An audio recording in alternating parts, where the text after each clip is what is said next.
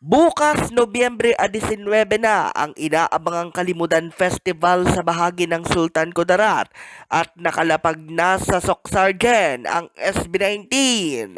Umaga ngayong Martes, Nobyembre 18 nang lumapag sa General Santos City ang eroplanong sinasakyan ng P-Pop Kings at kahit may pasok sa iba't ibang eskwela at trabaho ay may mga 18 na nag-file ng leave o di kaya nangahas mag-absent para lamang salubungin ang mahalima. Alas 7 ng gabi gaganapin ang Haraya P-Pop Concert na magsisilbing pambukas ng 2025 Kalimutan Festival sa bahagi ng Capitol Grounds ng Isulan, Sultan Kudarat. Pero may mga grupo na rin ng mga 18 na nag-organize ng kanilang mga pop-up stores upang mamahagi ng mga random photo cards ng kanilang hinahangaang sina Pablo, Stel, Ken, Josh at Justin.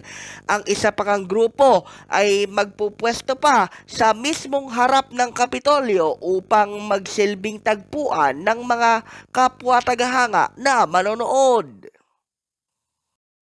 Oktubre 6 nang unang ianunsyo ng Sultan Kudarat Provincial Information Office at ng mismong opisina ni Governor Datu Pax Alimango Datu ang kanilang pagkaimbita sa SB19 upang magtanghal sa Kalimutan Festival.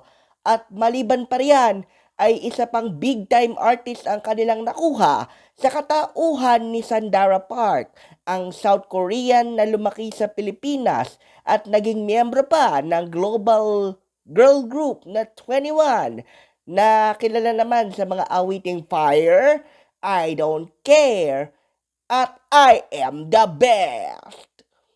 Yan! Ang totoong balita mula sa Mabuhay Radio Japan Worldwide. Sa bawat oras, bawat himig, nananatili kaming walang takot, walang pinapaboran. Itong Senbat sa Patrol number 2, Stephen Seraspe Perez, nag-uulat sa larangan ng SB19 dito sa ating Batangas Bureau.